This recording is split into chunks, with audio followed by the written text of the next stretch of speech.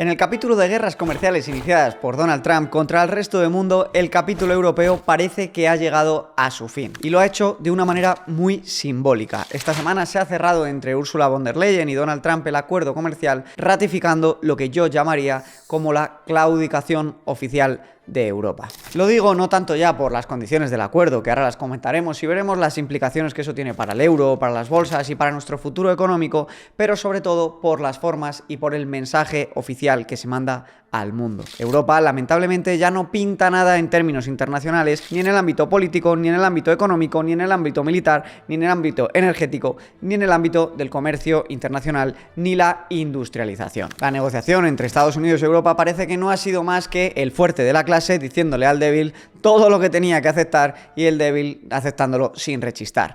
Veamos las palabras de Donald Trump. And we will, very importantly, they'll be investing a lot of money, but the military is a big number, but that's one number we're not determining. It's going to be whatever it is, but they're going to be purchasing hundreds of billions of dollars worth of military equipment. They're very importantly, they're going to purchase $750 billion worth of energy. So that's going to be great. And $600 billion worth of investments into the United States over and above what they have. So, and I think that basically concludes the deal. I mean, those are the main factors. I don't think there are too many other factors.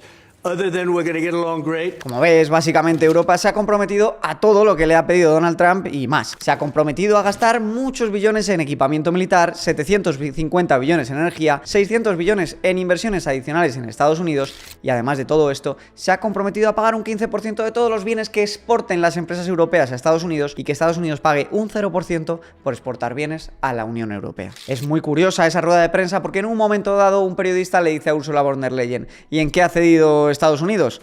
Y básicamente dice que en absolutamente nada. Von der Leyen incluso llega a aceptar esa retórica de Donald Trump donde dice que hay un déficit muy grande entre lo que compra Estados Unidos a Europa y lo que Europa compra a Estados Unidos, sin entrar a especificar Von der Leyen o defender la postura europea de que Europa vende más bienes, pero también resulta al contrario con los servicios, que además es lo que más dinero deja y lo que más margen tiene. Es Europa la que más servicios le compra a Estados Unidos con mucha diferencia. Teniendo todo esto en cuenta, me gustaría explicarte las implicaciones económicas que tiene esto para el futuro económico de Europa y para ti como europeo en tus ahorros, en tu dinero y qué deberías de hacer con ellos para que no se evaporen el día de mañana y sufran por este tipo de acuerdos. Pero antes de ello vamos a empezar analizando las causas que han llevado a Europa a estar así de ninguneada en el tablero internacional. La primera causa, y una de las más relevantes, es la pobreza energética en la que vivimos en Europa. Ninguna región rica del mundo puede depender de sus adversarios, tanto políticos como económicos, para poder crecer a nivel de energía, porque una energía barata y abundante implica una manufactura más barata,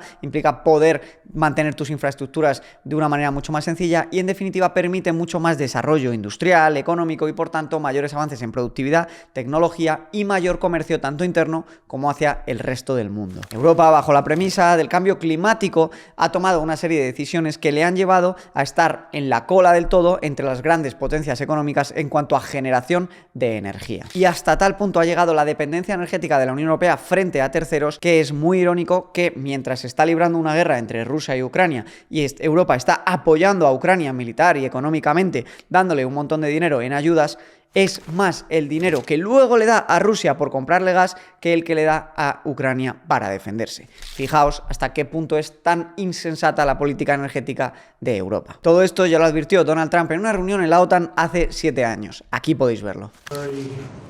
Sad when Germany makes a massive oil and gas deal with Russia where you're supposed to be guarding against Russia and Germany goes out and pays billions and billions of dollars a year to Russia. Como veis en el vídeo, Donald Trump anuncia la contradicción entre querer que la OTAN y Estados Unidos proteja a Europa y que Europa a su vez le dé dinero a Rusia, de la cual se quiere proteger mediante la OTAN. El cúmulo de demonización del carbón, del cierre de nucleares y la apuesta demasiado quizá temprana por las energías renovables ha llevado a Europa a esta situación de la que espero que puedan poner remedio y salir. Por suerte, en muchos países de la Unión Europea ya se está dando marcha atrás con el tema de la energía nuclear y esperemos que en España vuelva el raciocinio y también den marcha atrás con el desmantelamiento y el cierre de de los reactores nucleares y de las centrales nucleares, que la izquierda dice que no son sostenibles económicamente y es una tremenda falacia porque al final, como muy bien explica el usuario de Twitter, Operador Nuclear, que es un gran experto en la materia, no son económicamente rentables por los impuestos y las trabas que ha puesto el gobierno para hacerlas de esta manera no rentables. El segundo punto que ha llevado a Europa a este lugar y a que sea ninguneada por la mayoría de partners internacionales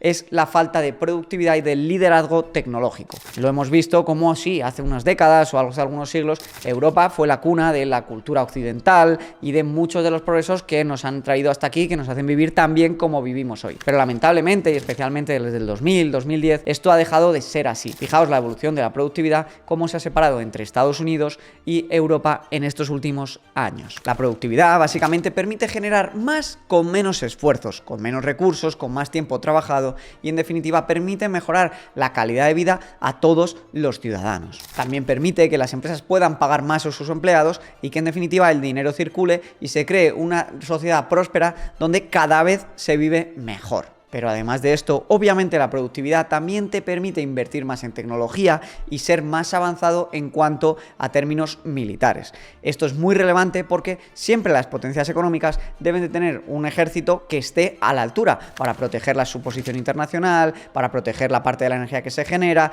y también para evitar que puedan desplazarte en el mundo. Muchos de los idealistas creen que no hace falta un ejército, pero la realidad es que el ser humano por naturaleza, la historia del poder y la historia de las naciones nos enseñan cómo sin una buena defensa y un poder militar fuerte que de verdad genere disuasión, realmente una nación no tiene ningún tipo de futuro. Muchos son los factores que han llevado en Europa a este frenazo en la productividad y que han hecho que Estados Unidos se dispare respecto a Europa. Pero entre ellos, sin duda, podemos comentar lo que habíamos hablado antes de la energía y no hay que olvidar para nada la alta presión impositiva que hay en Europa. En la mayoría de países del continente europeo, entre cotizaciones sociales, impuestos directos e indirectos, al ciudadano europeo se le va fácilmente un 60% de todo lo que gana en impuestos. Además de los impuestos que son excesivamente altos y complicados tanto para empresas como para ciudadanos, y esto frena mucho la capacidad de reinversión y el reparto económico, el gran problema de Europa verdaderamente es la regulación. Hay un meme que me encanta y que lo explica clarísimamente. Dice: America innovates, China replicates y Europa regulates. Y sale la gran invención europea del taponcito atado a la botella. El meme es tan real que, siendo Europa la región menos avanzada del mundo en cuanto a modelos de desarrollo de negocio de inteligencia artificial, que está liderada por Estados Unidos y en segundo lugar por China, pues podemos ver cómo en España no se nos ha ocurrido otra cosa a ya montar una agencia reguladora de la inteligencia artificial con más de 80 empleados y millones en financiación. Todo esto cuando apenas somos capaces de crear nada de calidad respecto a la inteligencia artificial. La falta de productividad, de desarrollo en liderazgo y en tecnología de las empresas europeas ha hecho que en estos últimos años de esta revolución tecnológica que estamos viviendo no haya prácticamente empresas grandes europeas en el panorama internacional. Y es que apenas hay empresas punteras europeas entre las 50 empresas más grandes por capitalización del mundo. Y lamentablemente es una dinámica y una tendencia que las bolsas europeas se han quedado tremendamente retrasadas frente, por ejemplo, a las bolsas americanas. Fruto de todo este combo de distintos ingredientes, podemos ver esta imagen de aquí. Es el uso del euro en el panorama internacional.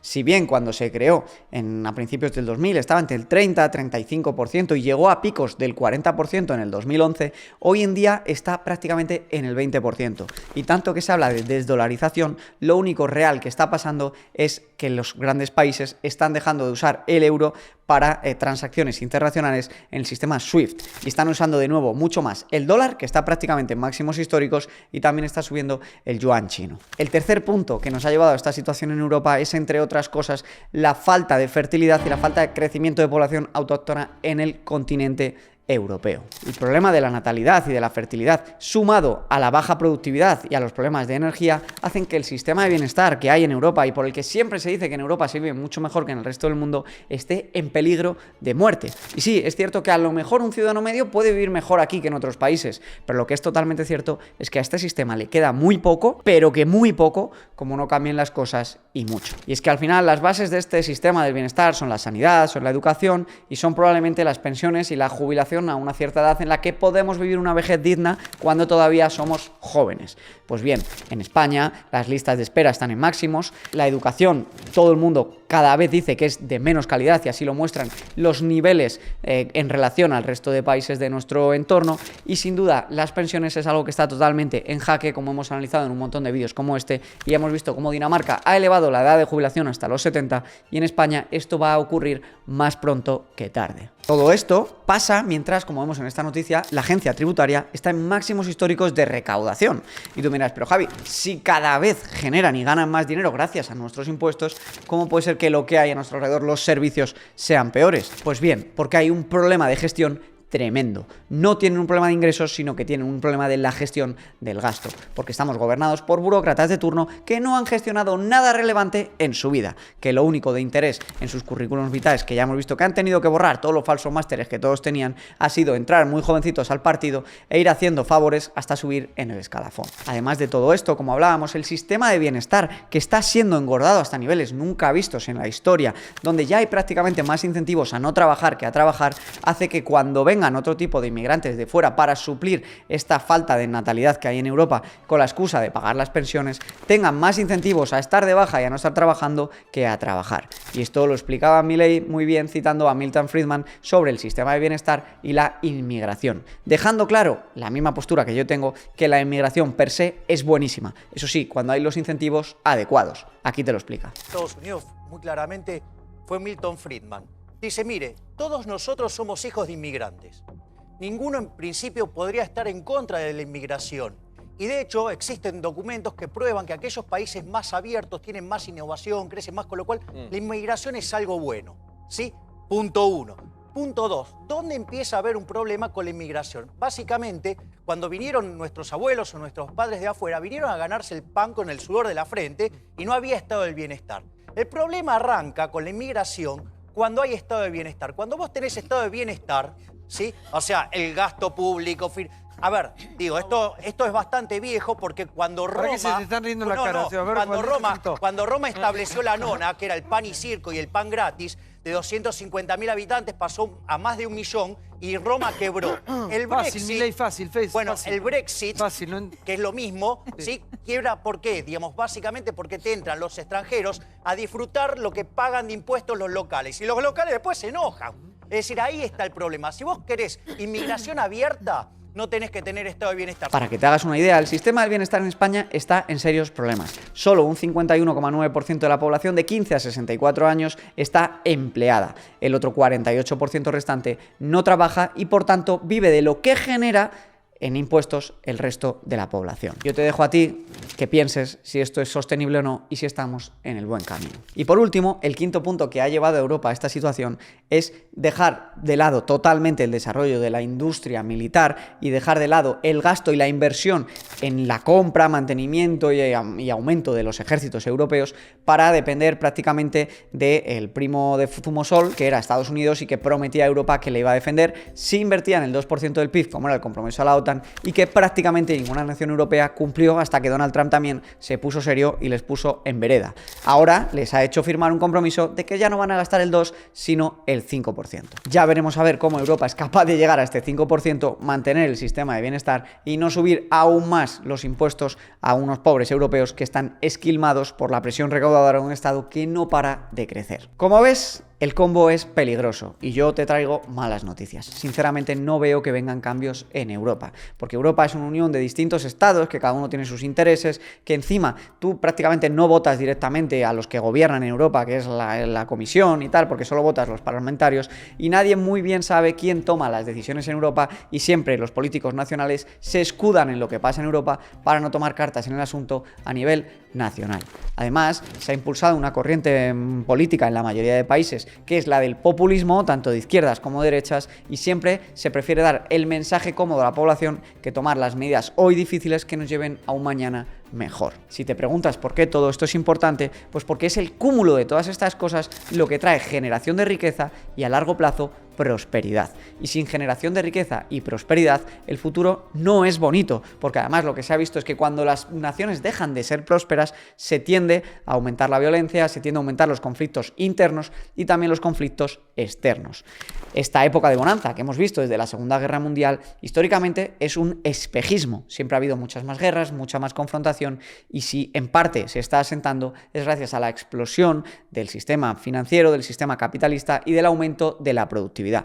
Por eso sería importante que los políticos dejasen de meter tanto sus manazas y controlar todo, y dejasen que la productividad pudiese volver a reinar, que no se regulase tanto, incluso previamente antes de tener las nuevas tecnologías, y se permitiese, en definitiva, que el ser humano pueda seguir prosperando como lo ha hecho en los últimos 80 años. Si como europeo te planteas qué hacer y cómo poder mejorar tu futuro, mi opinión evidentemente es que intentes estar en el lugar más fértil posible, donde menos se metan en tu vida y donde menos dinero te quiten. Como sé que esto no es una realidad para todo el mundo, lo que sí te diré es que es muy importante que deslocalices tu dinero. ¿Qué quiere decir deslocalizar tu dinero? Pues que la mayoría de personas tiene todo su patrimonio en las acciones de las empresas grandes de su país, como puedan ser Santander, BBVA, Mapfre o Repsol o el IBEX 35, o incluso tienen todo su dinero en un pisito en el barrio donde viven y trabajan. ¿Y qué pasa con esto? Que entonces tu futuro económico está totalmente vinculado a tu país y por tanto a Europa. Una muy buena opción es invertir tu dinero en empresas de otras regiones.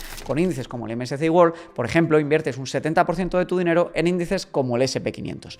Que si comparamos el SP500 con el Eurostock, aquí podemos ver la gráfica, la diferencia de rentabilidad. Hubieras invertido en uno o en otro, tendrías 3 veces más retornos en el SP500 que en el Eurostoxx, que es el índice europeo. Respecto al tema del acuerdo económico entre Donald Trump y Europa, sinceramente creo que van a salir igual de mal perjudicados los consumidores americanos que las empresas europeas, porque no recordemos que los aranceles o las tarifas al final son un impuesto más, y el impuesto siempre limita la capacidad de gasto del consumidor y reduce el beneficio de una empresa. Por tanto, lo van a sufrir a partes iguales la empresa europea, pero también el consumidor americano, que no recordemos que su poder adquisitivo ya llegaba muy tocado después de la ola inflacionista post-2020, donde desde el 2020 el dólar ha perdido más de un 30% de su poder adquisitivo. La idea de Trump, yo creo, con este tipo de acuerdos es beneficiar la industria local y hacer que sea más competitiva respecto a la europea en cuanto a la producción de bienes. Yo creo que es un error centrarse en este tema de aranceles, porque realmente Estados Unidos lidera en la prestación de servicios, ahí es donde más margen y ahí es lo que se ve beneficiado por la productividad. Pero bueno, yo creo que este mensaje a él le viene bien con su base de votantes, que son más proteccionistas y no están tanto pensando en el liberalismo y en la globalización y en la mejora, ¿no?, de los bienes y servicios, sino más en su economía y su producto local, aunque muchas veces la realidad con la que sueñan, donde se manufactura todo en Estados Unidos, es una realidad que no va a volver, y por suerte, porque estoy seguro que ese tipo de trabajos realmente no son los que quiere hacer la mayoría de las personas. Por otro lado, Trump ya ha dicho en muchas ocasiones o ha dejado ver que quiere un dólar débil. De hecho, por eso el euro dólar ha estado en 1,16, 1,17, y por eso tú has visto que el SP500 está en máximos en dólares, pero en euros quizá todavía no, por la depreciación del dólar frente al euro o la apreciación del euro frente al dólar. Un dólar débil puede favorecer las exportaciones americanas y su generación local, pero también es muy peligroso jugar con fuego y te puede traer olas inflacionistas. Por eso Jerome Powell se resiste todavía a bajar tipos de interés. Como ves, el tablero internacional cambia por momentos. Lo único que sabemos es que lo que no cambia nunca es que la inflación erosiona tu poder de compra, erosiona los euros y dólares que tienes sin invertir, y cambiar tu plan de inversión por lo que va pasando en el panorama internacional es un grave error. Yo sigo invirtiendo cada mes todo lo que puedo y más en DCA, un poquito de aportaciones a los fondos indexados, a Bitcoin, a oro, y esto es mi plan y no lo va a cambiar ni este acuerdo comercial ni otros que puedan llegar. Te dejo aquí con este vídeo de más de 1 hora donde te cuento de 0 a 100 cómo pasar de ser un inversor novato a entender cómo crear un plan de inversión y ponerte manos a la obra. Dale like fuerte al vídeo y compártelo con quien necesite entender lo que ha ocurrido. Muchas gracias por estar aquí y nos vemos la semana siguiente, como siempre, con un nuevo vídeo.